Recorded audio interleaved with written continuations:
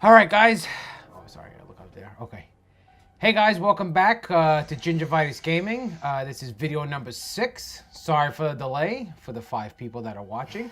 I'm with a very old, very, very good close friend of mine, Damien. Damien, why don't you introduce yourself? What's up? My name's Damien, like you said. That's me.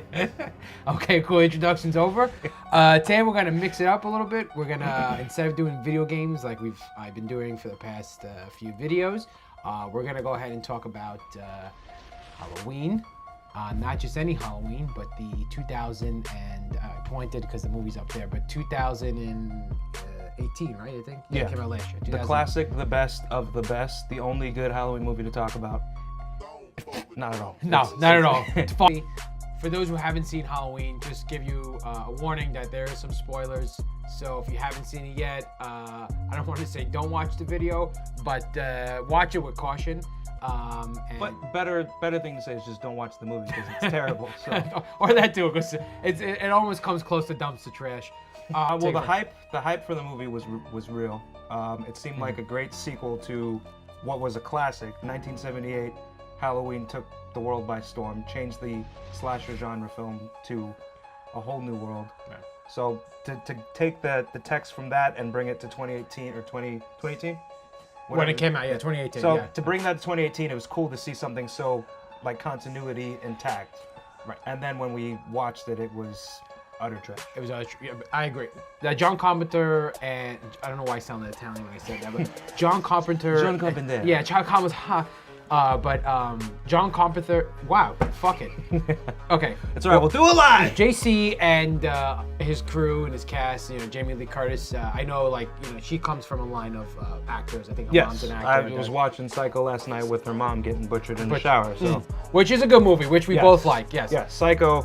Yeah. Stamp of approval. John Carpenter coming out. You know, he's a college student. I think most of them are college students. Yeah. They had like a very minute budget. I think it was no more than like let's say 50,000. Let's not quote me on it. I was gonna say they didn't break $1 million, but yeah. They didn't even break like 100,000. So yeah. And we could be wrong. It could have been a little more. But let's just, for the sake of accuracy, it was a very low budget. Right. And you know, and you have this man, kind of first time, sort of. You know, he's also scoring the film. You know, they're working with unknowns. You know, they got you know, and it's a slasher film, which, you know, for 1978 is not really common. You know, you got movies that coming out like Rosemary's Baby that came out, Jaws.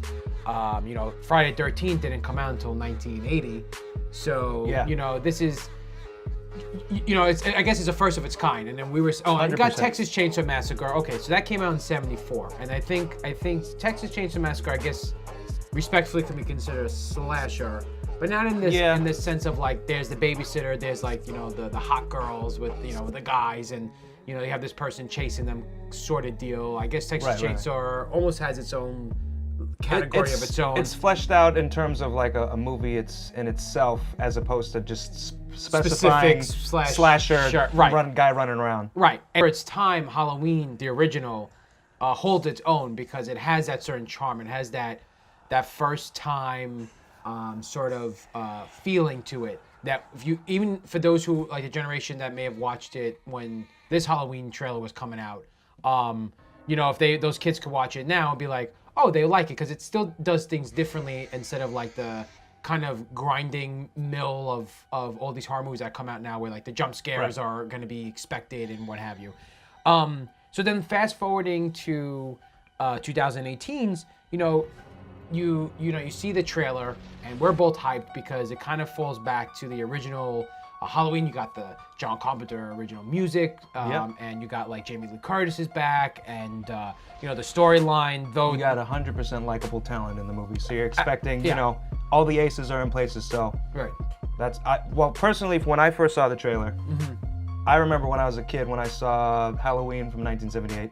I was like 8 years old or whatever, and that movie traumatized me for like months on end. Like I would have nightmares to the point where I'd have to pull the shower curtain because I thought Michael Myers was gonna kill me. Shower curtain. So when I saw this trailer, I'm like, this can be that new generation to traumatize my cousins and nieces to watch this movie. The trailer alluded to that happening. Like the trailer gave you that same sort of feeling that you had when you saw Halloween, the first one back in the day. It's a good point because it's like. for me, Halloween is scary only because like it can happen. I feel like, you know, you have a brother, let's say that's completely, you know, bonzo crazy, who gets you know, thrown away in jail or mental institution, whatever the case may be, and maybe he or she could be waiting years to take revenge, and want to come back and kill you, and the fact that the movie itself has very limited amount of blood and just relies on strictly suspense and well acting scenes and just in general. Just the build up and the thrill in itself is what's the banking point as opposed to I think it's a good selling butchered. point. Yeah, I think it's a payoff to everything where like it feels believable. I think maybe you felt too with this movie, the 2018, where it just felt not possible or a little too far-fetched. I feel like it was stretching to connect these stories. Yes. So, I mean, at the beginning, I was all on board. I felt like things were going to connect, and it had me on the edge of my seat up until Laurie's granddaughter, she gets abducted. I was pretty much on board for it up until that point. Far in, you were pretty much on board, yeah. It was more so I was waiting for things to happen, but I was still like, all right, I still feel things could happen. Right. But, of course, nothing happened. Nothing happened, yeah. And you know, one of my criticisms with this film is that you know, when Michael Myers finally gets to the town, I guess Haddonfield, I would assume, you know, it's Halloween and he starts going through the neighborhood and just starts killing off random people. It just felt like killing a neighbor. Yeah, just, you know? Yeah, he just walks into a house, this bitch is making PB&J, and he like stabs her in the throat, goes to a next house and butt fucks a girl with a knife, you know, and it's just like, you know, at some point I was saying to myself in the theater, I was like, God, this is like, this is my problem personally with horror movies. It's like, you're gonna do a kill count, let's say, you know, make it, not saying make it fun because that seems too demented, but make it like, just the payoff should be there. It's gonna make no sense, but value the kill count, you know? Yeah, exactly. You need to have not morals, but you need to have reasons backing up why. So he went into that woman's house just to stab her in the throat, and then he leaves. And went to the next house. There's like a baby crying in like another room, so like the camera's following behind Michael Myers, and you know you think he's gonna go ahead and kill this baby that's crying, and then instead he looks at the baby and then he walks out. Yeah. And then it's like that one glimmering little moment where, yeah, it's, I guess, not say cliched, but it's effective because you just see him do this butchering, and then all of a sudden he's letting the little infant go. So hey, a little kid, all right, I guess I should go. Yeah, right. I like that part a little bit because it showed sort of like it did leave you on your toes once again. Well, he shows that he's human. He still was able to acknowledge that was a child. Right. And, all right. That he has a conscience, he has a brain like everyone else, though he's not wired like a lot of society because he's doing all these killings or whatever. But he can blur the line between. I will say that scene, however, the build up to him going into the house was probably the coolest shot in the film. Oh yeah. Unfortunately, it was on the second trailer that they dropped. Yeah, I know. Which sucked. And they gave so much away in the trailers. Like they should have just done teasers for this movie because you would have actually enjoyed a lot more if you didn't see it all in the trailers. That's a great point. But that scene, the over the shoulder of him walking down the road to the garage, and then he turns. 100%, it felt like a ripped scene from one of the other movies, and not in a bad way. 100% like, wow, you're shouting out these old classic, whether it was a good one, whether it was a bad one, Halloween movie. Right. It was perfect. Yeah. And then it builds to him just like, doing these random kills because and now somebody could be watching this and saying, well, how do you feel the original Halloween in terms of those kills? How are those justified? And I think it's because I guess they were in the way. All these babysitters. Yeah. Like I feel like more so the killing that he did in the original was people were getting in front of him as he had the goal of killing whoever else or going after. And so it made sense. Like I mean, then again, what was his reason as to why he was going after Laurie Strode anyway? Well, you know, the weird thing about it, because it gets confusing because a lot of people go, well, that was his sister, right? Right.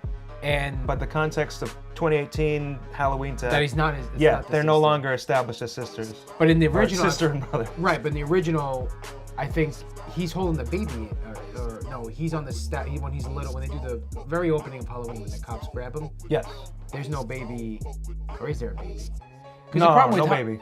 There is no baby. So who is Laurie Strode? She's All right. So a little disclaimer. We were off on a lot of facts. So apparently I kind of just ripped the shirt off now and not wear it. Yeah, I think we don't like Halloween at all anymore. Yeah. We determined, right? Apparently we don't know any of the origins or any of the plots. So apparently Jamie Lee Curtis is in both of them. Did you know that? For starters, one of our first fact checks was that Halloween was made on a budget of $300,000. Yep. Not $50,000. So we were off by. I was off by a lot. Yeah. So Halloween, the 6-year-old Michael Myers kills his 17-year-old sister, and then when he breaks out of jail, while being pursued by Dr. Loomis, who is a psychiatrist, he goes out and he just happens to be he's stalking Jamie Lee Curtis. Yeah. No, I think maybe the reason why we find it so annoying in the 2018 film is it's the redundancy of what we've already seen. Yes. So we've seen it all before. Granted, yes, it's what we found cool back in 1978 with him going and killing random folk and then stalking Laurie. Yeah. It seems silly because we've seen it so many times over and over again. What's another awesome horror movie that's come out recently? Goosebumps. Having years of like kind of the same garbage of like you see the kills, you hear the jump scares, you hear the loud music, you're seeing the blood, you're seeing the guts, and then you go and get a movie like Halloween, which is swearing that it's going to be like the original, right? And then we end up getting this sort of sprinkle of the original. Yes, because, a lot of elements of the original, but you're getting a promise of a brand new outlook on a classic, and it just if you took away the title Halloween from this movie and you just put something like Babysitter Stalker or whatever. I mean, it would have made no difference. Like, no. It could have just fell into any other movie we've seen. And I think because it says Halloween, people have this different mindset. Like, oh, it's great. No, I don't know what you're talking about. Finally glad to see this guy back on the main screen chopping it up, right. Literally. Right. So. Otherwise, if this was just called something else and say, hey, watch this movie, people would be like, oh, I kind of seen it's that another already. horror movie that I've seen 6,000 times. Right. I feel like there's a few takeaways from it though. Sure. Like I enjoyed the scene when the psychiatrist got his head stomped in one blow. Right. That was pretty cool. Yeah. Spoiler alert. Yeah. Sorry. Spoilers. He dies. Homage to the horrible Rob Zombie films. Yeah. It was 100% a callback to unnecessary gore and screaming, as we talked about earlier. Yeah. The scene, as I mentioned in the trailer, that over the shoulder stalking until. The cool thing about that scene too is. You hear him murder the woman in her house, but you don't see any of it, so it's off camera. Which is what like they were doing. Which they did. In the originals. Yes. Yeah. So that was another callback that was awesome, and then you cut to it later on as he's walking to see the baby that he's not gonna do anything to. Right. You see the dead woman just like laying on her plate of food. Yeah. Awesome scene. Yeah. But for every 2 awesome scenes, you could name 16 shit scenes. You have, and then you got your moments where like you have the kid that she was babysitting, and he's funny, had a little back and forth banter. Mm-hmm. Like, so there, because like it's written by David, it was written by Danny McBride and directed by Seth Gordon or David something, but I know they're friends in real life, whatever. And so you got those elements where it's funny.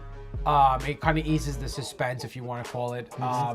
But then when it means to be suspenseful, I think it's just dragging and dragging. It just drags. Dragging. It definitely drags. And then at the end of the movie, like all these, we have the power and all the generations from the mother to the daughter to her kid all come together to fight and 3 generations of coming together to fight evil and it's like whatever, it's just like, okay, cool. I don't know. I mean, and I don't know, maybe they're trying to go with like evil doesn't always prevail, as Michael has done several movies, but it didn't make it like it didn't further anything to make it good, Or it's like I guess like Pokemon, where it's like Jamie Lee Curtis. As long as you have 3 evolutions of you got Curtises. Bulbasaur, Ivysaur, Venusaur. You can beat Michael Myers. You can fight Michael Myers. You got that Michael Myers badge. Oh God. But so yeah, just that's pretty much what it was. But no, this one I would give. Yeah, I'd probably give this a 5. I don't even think I'd give it a 5, honestly. Wow, really? I think I'd give it like I'd give it a tough 4. Wow. But and I'm giving it a tough 4 because the 4 is all banked off of those scenes that I mentioned before. Okay. And like I said, I like Danny McBride, which you're not a big fan of. No, but I'm not crazy. That was a more like I picked up on the little elements of humor that he sprinkled throughout it. But I feel like I just sat there waiting for something to happen and nothing happened that I wanted to happen. Or not even for my sake, but for the sake of a good horror film. That's the conclusion of our intellectual review of Halloween. Such 2018. a great movie. If you happen to see it, as I've already made this suggestion, if you happen to see it at a Walmart, you didn't heed our warning and you fucked up. So I'm sorry. So you just take your face, look at the cover, and smash it as much as you can. Or you could get Michael Myers to step on your head and smash it in like a watermelon. And then Instagram Rob Zombie. Okay, guys. Well, that's the end of that video. I hope you guys enjoy. I hope. Thank you, Damien, for allowing yourself to come on camera and join me in this endeavor of shitty reviews on YouTube. Of course. Yeah. I'm down to come by anytime. So sweet. We're 6 subscribers strong. Let's get it to 7. I can feel it. I'm gonna bring it up to 5. I promise you guys this. Sick. All right, guys. Have a good one. Stay warm. Stay safe. Peace out.